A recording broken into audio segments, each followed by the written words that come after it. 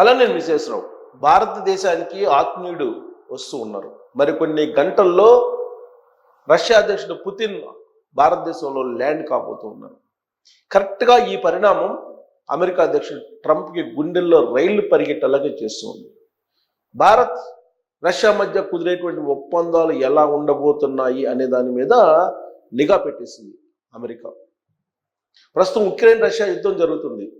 ఆ యుద్ధానికి కావలసినటువంటి ఆర్థిక వనరులను భారతదేశం సమకూరుస్తుంది రష్యాకి అనేది ట్రంప్ తరచూ చేస్తున్నటువంటి ఆరోపణ. అందుకే ఆంక్షలు పెట్టాడు రష్యా మీద.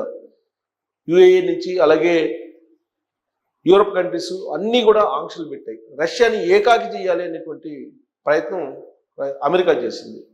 ఇలాంటి క్లిష్ట పరిస్థితుల్లో భారతదేశం రష్యాకి స్నేహితుడిగానే ఉంది. చిరకాలమైనటువంటి స్నేహితులు రష్యా భారత్ రెండు దేశాల మధ్య చిరకాల స్నేహం కొనసాగుతూ ఉంది. ఆ స్నేహాన్ని కంటిన్యూ చేస్తున్నారు ఎంత క్లిష్ట పరిస్థితులు ఉన్నప్పటికీ కూడా. రష్యా ఆయిల్ని కొనుగోలు చేస్తుంది. కొనుగోలు చేయొద్దు అని చెప్పి అమెరికా అధ్యక్షుడు ట్రంప్ ఆంక్షలు పెట్టాడు. 50% సుంకాలు విధించారు భారతదేశం మీద. అయినప్పటికీ తన స్నేహితుడి కోసం భారతదేశం నిలబడింది. గతంలో భారతదేశం కోసం రష్యా నిలబడింది. పాకిస్తాన్ భారత్ యుద్ధం సందర్భంలో 70sలో అప్పుడు రష్యా భారతదేశం పక్షాన నిలబడింది. భారతదేశానికి ఏదైనా దెబ్బ తగిలితే రష్యా తనకు కూడా దెబ్బ తగిలింది అనేటువంటి ఫీలింగ్ తోటి ఉంది. అంత అవినాభావ సంబంధం, అంత స్నేహభావం రెండు దేశాల మధ్య ఉంది. ప్రభుత్వాలు ఏమి ఉన్నప్పటికీ కూడా రెండు దేశాల మధ్య ద్వైపాక్షిక సంబంధాలు, సాంకేతికపరమైనటువంటి సంబంధాలు, రక్షణపరమైనటువంటి సంబంధాలు, వాణిజ్యపరమైనటువంటి సంబంధాలు చాలా బలంగా ఉన్నాయి. ప్రపంచంలో పెద్ద రష్యా, రెండో పెద్ద అమెరికా. ఈ రెండు దేశాలు అగ్రదేశాలుగా ఉన్నాయి. రష్యా కమ్యూనిస్ట్ దేశం, అమెరికా ప్రజాస్వామ్య దేశం. కానీ అమెరికా ఎప్పటికప్పుడు భారతదేశాన్ని కార్నర్ చేస్తూ వస్తూ ఉంది. ప్రస్తుతం పాకిస్తాన్ ఆర్మీ చీఫ్గా ఉన్నటువంటి మునీర్ ఆయన్ని రెచ్చగొడుతూ ఉంది. భారతదేశం మీద యుద్ధం చేయడానికి ఆయన ఊవిళ్ళు ఊరుతున్నారు అనేది ఇప్పుడు ఇమ్రాన్ ఖాన్ కూడా జైల్లో ఉండి మాట్లాడుతూ ఉన్నారు. మునీర్ ఊళ్ళు ఊరుతున్నాడు భారతదేశం మీద యుద్ధం చేయడానికి అని. ఇదంతా కూడా అమెరికా ఇచ్చినటువంటి సపోర్ట్ పాకిస్తాన్కి. ఇలాంటి పరిస్థితుల నడుమ రష్యా భారతదేశం మధ్య శిఖరాగ్ర వార్షిక సమావేశం జరుగుతుంది. ఈ సమావేశం 2021లో జరిగింది. ఆ తర్వాత నుంచి జరగలేదు. 2022లో అణ్వాయుధాలని ఉక్రెయిన్ మీద ప్రయోగిస్తాము అని స్టేట్మెంట్ ఇచ్చిన తర్వాత భారతదేశం ఆచితూచి అడుగు వేస్తుంది. అంతర్జాతీయ సమాజంలో ఉన్న పరిస్థితుల దృష్ట్యా ఆచితూచి అడుగులు వేస్తుంది. అయితే 2023, 2024 ప్రత్యేకించి 2024లో ఆల్రెడీ అజిత్ దోవల్ గారు జాతీయ భద్రతా సలహాదారు భారతదేశానికి ఆయన మాస్కో వెళ్ళారు. అలాగే విదేశాంగ శాఖ మంత్రి జయశంకర్ గారు వెళ్ళారు. రష్యా భారతదేశం మధ్య వాణిజ్యపరమైన సంబంధాలు, రక్షణపరమైన సంబంధాలు, ద్వైపాక్షిక సంబంధాలు బలోపేతం చేసుకునే ప్రయత్నం చేశారు. ట్రంప్ ఎంత ఒత్తిడి చేస్తే అంతగా రష్యా భారత్ యొక్క బంధం బలపడింది. ఆ బంధాన్ని విడదీయలేనటువంటి పరిస్థితిలో అమెరికా ఉంది. ఎలాగైనా సరే రష్యా భారతదేశం యొక్క బంధాన్ని విడదీయాలని చెప్పి అమెరికా ప్రయత్నం చేస్తుంది. ఇలాంటి సిచ్యువేషన్లో పుతిన్ భారతదేశానికి వస్తున్నారు. యాక్చువల్గా బ్రిక్స్ సమావేశం జరిగింది ఈ మధ్యకాలంలో. అలాగే షాంఘై కోఆపరేటివ్ సమావేశం జరిగింది. అక్కడ కూడా కలిశారు రష్యాకు సంబంధించిన ప్రతినిధులతోటి, భారత ప్రతినిధులు. అలాగే బ్రిక్స్ సమావేశంలో కలిశారు ఎవరెవరు? పుతిన్, నరేంద్ర మోడీ గారు బ్రిక్స్ సమావేశంలో కలిశారు. ఆ తర్వాత అలస్కాలో అమెరికా దేశ ట్రంప్ పుతిన్ని కలిశారు. కానీ ఉక్రెయిన్ రష్యా మధ్య యుద్ధం అయితే ఆగలేదు. ఇలాంటి పరిస్థితుల్లో రష్యా ఆయిల్ని దిగుమతి చేసుకోవద్దని ఆంక్షలు పెట్టినప్పుడు కూడా రష్యా నుంచి ఆయిల్ని భారతదేశం దిగుమతి చేసుకుంటూ ఉంది. అందుకే ట్రంప్ ఆగ్రహంగా ఉన్నారు భారతదేశం మీద, నరేంద్ర మోడీ గారి మీద ఆగ్రహంగా ఉన్నారు. ట్రంప్ ఫోన్ చేస్తే నరేంద్ర మోడీ గారు 4 సార్లు ఫోన్ లిఫ్ట్ చేయకుండా స్కిప్ చేశారనేది అంతర్జాతీయ మీడియాలో వస్తుంది. ఇప్పుడు హిడెన్బర్గ్ ఇస్తున్నటువంటి ఇన్ఫర్మేషన్ ప్రకారం ఏంటంటే ఇప్పుడు అత్యంత కీలకమైనటువంటి రక్షణ ఒప్పందాలు కుదరబోతున్నాయి, వాణిజ్య ఒప్పందాలు కుదరబోతున్నాయి, ద్వైపాక్షిక ఒప్పందాలు కుదరబోతున్నాయి అని చెప్పి హిడెన్బర్గ్ రిపోర్ట్ చేస్తుంది ఇంటర్నేషనల్గా. భారత్ రష్యా మధ్య బలమైనటువంటి సంబంధాలు, సాంకేతికపరమైన సంబంధాలు రక్షణ పరంగా కుదరబోతున్నాయి. S-400 ఇవ్వబోతున్నారు.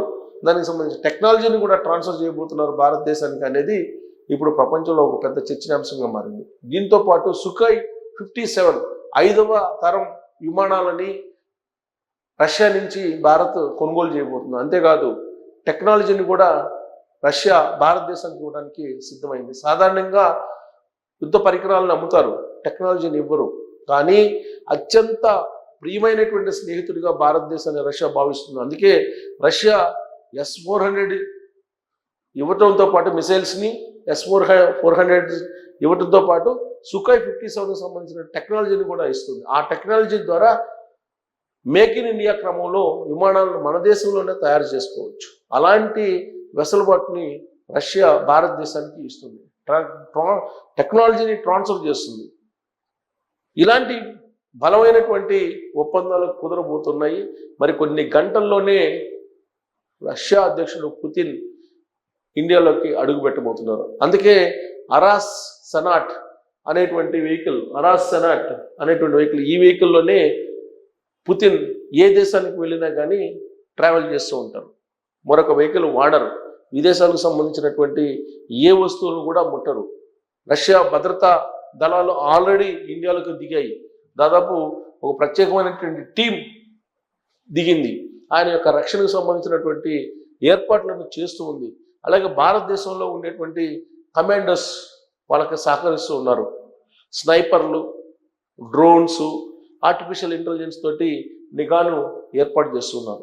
వాస్తవంగా అంతర్జాతీయ క్రిమినల్ కోర్టులో పుతిన్ మీద అరెస్ట్ చేయాలనే నోటీసులు ఉన్నాయి. ఇప్పుడు అంతర్జాతీయ క్రిమినల్ కోర్టులో భారతదేశం మెంబర్ కాదు కాబట్టి అలాంటి అరెస్టులు ఇలాంటివి ఏమి ఉండవు కాబట్టి భారతదేశానికి వస్తున్నారు అని అంటే కాదు. హిడెన్బర్గ్ రిపోర్ట్ ఏం చేస్తుందంటే అంతర్జాతీయ క్రిమినల్ కోర్టులో నాన్ బెయిలబుల్ వారెంట్లు ఉన్నప్పటికీ కూడా నేను ఏ దేశానికైనా వెళ్ళగలను అని అమెరికాకి సహకరిస్తున్న దేశాలకి సవాల్ చేయడానికి పుతిన్ ఈ టూర్ పెట్టుకున్నారు, ఈ టూర్కి వస్తున్నారు అనేది కూడా ఇంకొక వర్షన్ హిడెన్బర్గ్ చెప్తూ ఉంది. లాస్ట్ ఇయర్ మంగోలియా వెళ్ళారు రీసెంట్గా. Mongolia international criminal court member Mongolia. కానీ మంగోలియా అరెస్ట్ చేయలేదు, పుతిన్ని అరెస్ట్ చేయడానికి సాహసించలేదు. అందుకే మంగోలియా మీద ఇప్పుడు ఆంక్షలు పెట్టింది. అంతర్జాతీయ క్రిమినల్ కోర్టులో నోటీసులు ఉన్నటువంటి వాళ్ళని ఆహ్వానించారు కాబట్టి మంగోలియా మీద ఆంక్షలు పెట్టింది అమెరికా. కానీ భారతదేశానికి అలాంటి పరిస్థితి లేకపోయినప్పటికీ కూడా భారీ భద్రతా ఏర్పాట్ల నడుమ పుతిన్ పర్యటిస్తూ ఉన్నారు. ఈ పర్యటన ఎలా జరుగుతుంది అనేది ప్రపంచవ్యాప్తంగా చూస్తున్నారు. ప్రత్యేకించి అమెరికా, అలాగే యూరోపియన్ కంట్రీస్ ఇవి చూస్తున్నాయి. ఎందుకంటే యూరోపియన్ కంట్రీస్కి భారతదేశం, రష్యా ఒకటిగా ఉండడం ఇష్టం లేదు. అట్ ద సేమ్ టైం మీకు పసిఫిక్ దేశాలకి అలాగే ఆసియా దేశాలకి మధ్య చైనా అవసరం ఉంది అమెరికాకి. అందుకే ఇప్పుడు చైనాతోటి భారతదేశంతో సమన్వయంగా నడిచే ప్రయత్నం చేస్తుంది. కానీ మారినటువంటి పరిస్థితుల దృష్ట్యా రష్యా, చైనా, ఇండియా ఒకటిగా కనిపిస్తున్నాయి. అందుకే ట్రంప్ భారతదేశం పట్ల ఆగ్రహంగా ఉన్నారు. చైనాని నమ్ముకుంటే మునిగిపోతారు, రష్యాని నమ్ముకుంటే మునిగిపోతారు, రష్యాది డెడ్ ఎకానమీ, భారతదేశానికి డెడ్ ఎకానమీ, ఆ రెండు దేశాలు మునిగిపోతాయి అని చెప్పి చెప్తూ ఉన్నారు.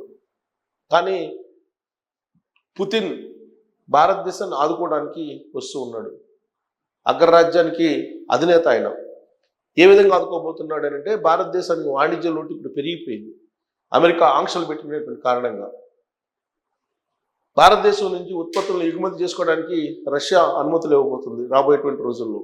ఈ టూర్లో కీలకమైన ఒప్పందాలు చేసుకోబోతుంది. రసాయనాల దగ్గర నుంచి, ఖనిజాల దగ్గర నుంచి రష్యాకి ఎగుమతి చేసుకోవడానికి. అంతేకాదు ట్రంప్ రెండే విషయాలు చెప్తున్నాడు. ఒకటి, రష్యా నుంచి ఆయిల్ కొనుగోలు చేయకూడదు.